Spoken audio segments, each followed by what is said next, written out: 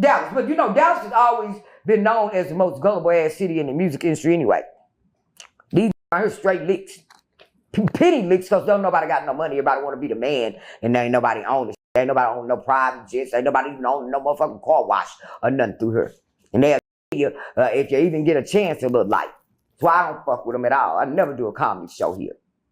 But yeah, so you think about it. 2019, I'm getting on air. I'm sending word back to the city, putting the city on official notice that get baby out of there for one of these boys wind up dead. I come home 20 cause of COVID. They fighting like a motherfucker. They fighting like them boys fighting like a motherfucker. Now, mind you, I'm from Oak Cliff. I've been knowing Marquis since he was in his mama's stomach. Lodizi is my blood cousin. I've been knowing Trap. See, he like 10, 11 years old. Yes, 3 was my baby. I married a from the north, but he was from Garland. My granddaddy from the west. My grandmama from the east. My daddy from the south. I'm all around Dallas.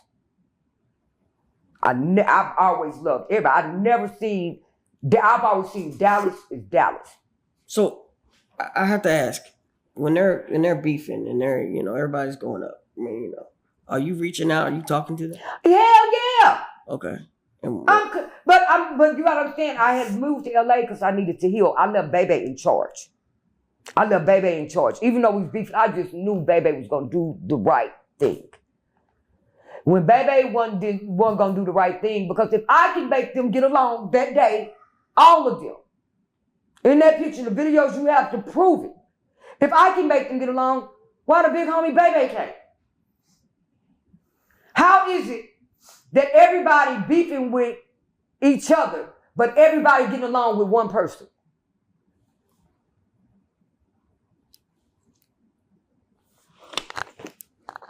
How is it that everybody is beefing with each other, but everybody gets along with one person?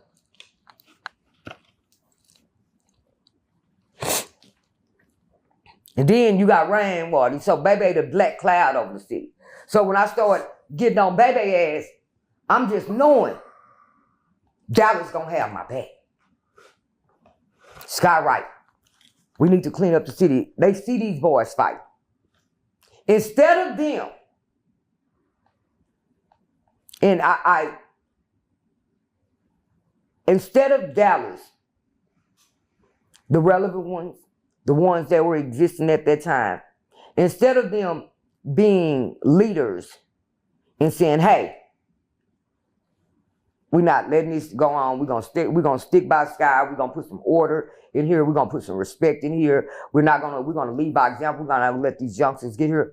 Either these sit back and let it happen. Ain't got nothing to do with me. Ain't none of my business. All right, because Dallas, we all know, don't support nothing. Number 2, either they instigated it, right? They let the city divide. Before this, we always looked at Dallas as Dallas. It wasn't no East Dallas or this Pleasant Grove or this no North Dallas. We all represented the triple D together. And then number 2, they took the word of an outsider over me. And Dallas market hasn't done anything great since. Okay. And not knowing Rainwater was sitting back in the wind, waiting on his chance. But if they would have got rid of the black cloud named Bebe, it never would have been a chance for the toxic rainwater to come through this and poison all the soil why it's like it is today. Okay, well, let's talk a little bit about Rainwater. So I would say, you know, me personally, I'm watching, he's literally keeping Three's name alive. No, he's not. You don't feel like that? Because he's not keeping, he is capitalizing off of Three's name. He's not keeping 3 lives name. How is he keeping 3 name alive? If that's your definition of keeping somebody's name alive, don't keep my name alive. Let me die in peace. Well, they dig this boy's name up every day, drag him through the internet streets, bury him, drag him through the internet streets, bury him, drag him through the... Keeping his name alive is not keeping so much toxicity, dirt, and nasty that his kids, mother, grandmother, and everybody got to look at every day. That's called keeping his name alive. He had a baby with his girlfriend. That's keeping his name alive. I don't know anything. Yeah, I do. I know everything. I know everything about Rain. Rain is no good. I met Rain. The day I met Rain, Rain was a snake. I met Rain. He said it was 2007. I know it was way before I got 3. I didn't get 3 to 2010. Rain didn't meet 3 until about 2015 or 16. I had been having 3. When I met Rain, I was shooting a video, trying to finish. I work everywhere else, but I come to the city as a charity case. So I help everybody here in the city. They don't pay me. I make all my money outside this bitch. That way I keep these here about my business, and that's consider my charity work. So I've helped all of these artists to hear the Rose, the Big Chiefs, the Little Wheels, the Gatormans, the JBs, the T-Cash, the Dosky G's, everything through her. I put on. That's. I'm getting ready trying to get a video shot for JB. My partner, he had just bought a club out in the north. So I'm like, I'm going to shoot it here. Because he had just bought it and it had a good look to it. It was fresh. It wasn't, hood out because I done shot videos in all the other clubs, so I need a new look. So I went up there and he's like, Skyy, I got this little teenage, like 17. He be having this bitch popping on Saturdays with the kids. Come through and check it out next time you're in the city. I'm like, all right, come through. So, like 2 weeks later, I come to drop off the deposit. I pull up on that Saturday. Damn sure right. It's packed, full of chilling. I go in there, I sit down, I'm at the bar. I'm like, okay, about 300-400 kids up in this motherfucker, teenagers. So he called for the little dude to come over. It's Rainwater. Now at this time, Rainwater don't know who I am. This is our first introduction. He looked just how he looks right now. He come up, he said, ma'am, my name Rainwater. And I'm the one that got this whole club packed like this. And you know how I make my money? I go to these little bitty small country towns like in Tyler and East Texas and West Texas and stuff. And I get in there with them big D boys and I tell them that I'm a manager for these artists like Lil Will and T-Cash and JB and Dosky and Slim Thug and so naming all my artists. He don't know who the I am. And I'm just letting him talk.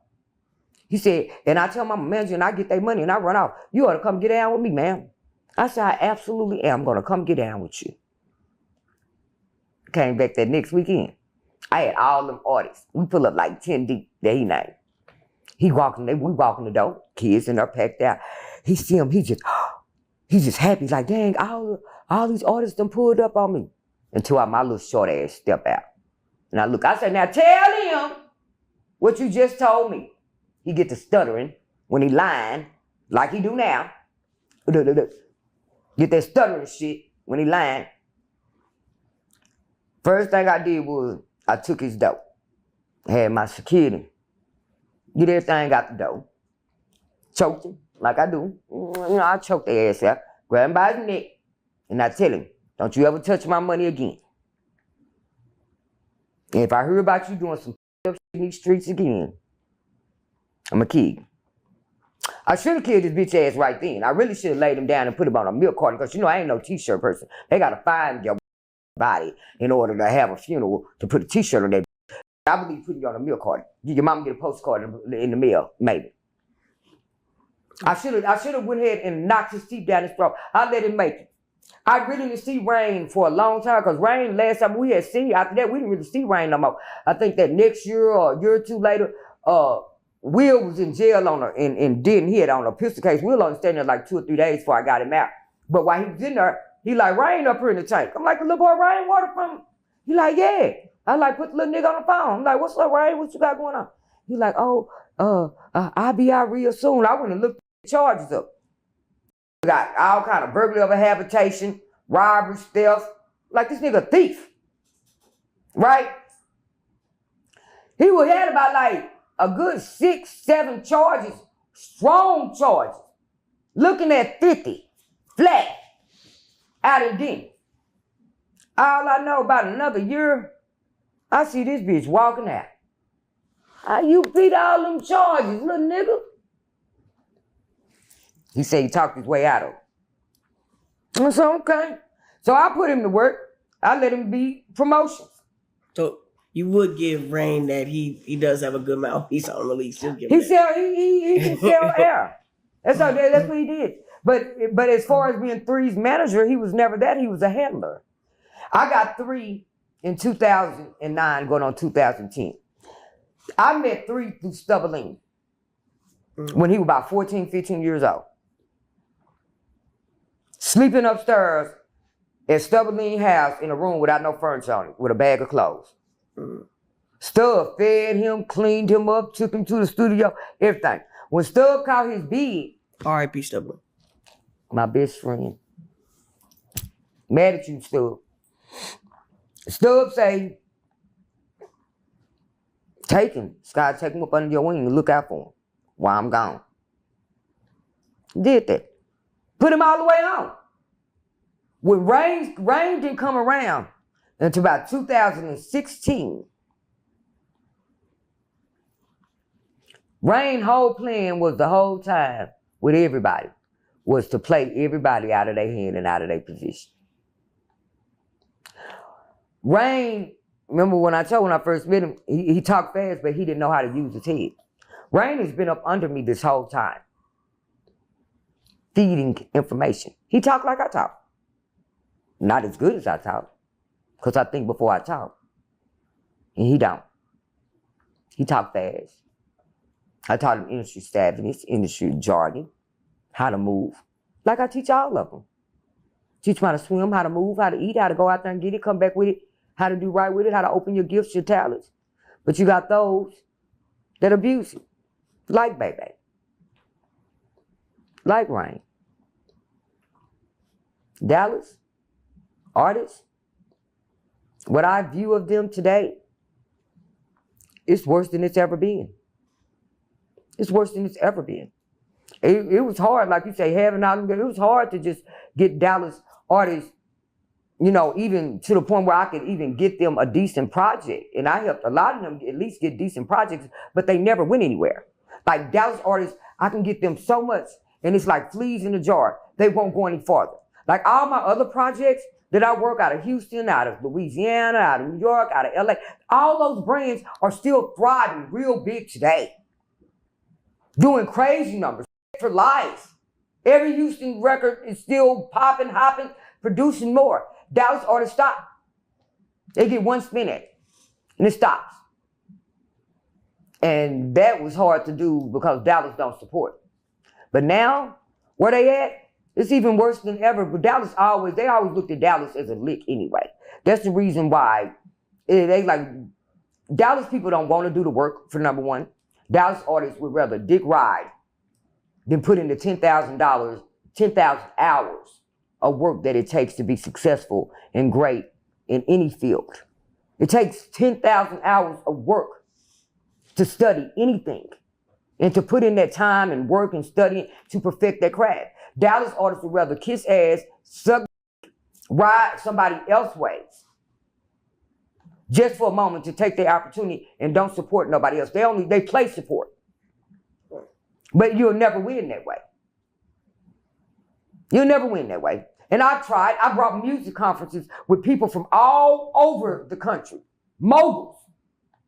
And I didn't have to. Houston didn't want me to bring that conference here. The times I brought it, I could have left it down there where they support it. Guess what? Houston give me $50,000 to do the music conference up here. Do it for charity, Skyy. We don't even want nothing back. Go help Dallas. I'm flying in people from all over the country in the music moguls to come in here and educate and build bonds with Dallas. Dallas artists won't even bring a toy, and it was a music conference for charity. Dallas artists, half of them won't show up because they don't know how to support. That's why none of them go to the BET Awards. You know what Big Chief told me? Them niggas got to send me an invite. Instead of you working your ass off, going out there and get it, you going to wait for it to come to you, you'll never get it. It's just Dallas mentality. And now, like, the RIP to the little baby that just died. I don't know any of the New Dallas people. I know JJ the Prince, the owner of Zero. You know, we both Ray Prince babies. That's my brother. We were groomed together. Right. It's my brother. Love him to death. But I would never touch another Dallas artist project. Never. They all have the same mentality. Well, you know, there's a younger generation now. They having more money than what we was. It ain't about the money. Right. It ain't even about the talent. It's about how coachable you are. Right. Because everybody has to be coached and trained to get in any field. You have to be groomed. You got to be mentored. You got to get gamed up. Nobody comes in the world knowing anything, and you got to get co-signed for it. Like when you're trying to get outside of this market, especially because anybody who get outside of Dallas, you got to go through Houston. They act like they scared to go through Houston. Guys, guess why? Because you got your Dallas people that's here, got them scared to go to Houston. Because Houston is the way that you have to go, because Houston is the music capital of Texas. So whenever you go and try to work in another market, nobody wants to step on nobody else's toes in their market, they're going to call back to the house and research it. They're going to call to the top. They're going to call to Houston, somebody in Houston. They're going to say, do you know such and such and such and such from Dallas? And you get 3 no's in Houston, they're not going to let you come into their market and work. They're going to shoo you off. You got to go to Houston. You got to do the things right. They're not being led right around here. You got people like Corey Cleghorn. He getting all that money from the city that y'all don't even know about. He getting them kickbacks. Been getting them for years since he started that urban specialist on black dollars, lying out black waves that people don't even know about. He gets about $250,000 to $500,000 a year annually through grants that he's supposed to put back into the black music urban community. I haven't seen him do nothing but pay his rent. Real life.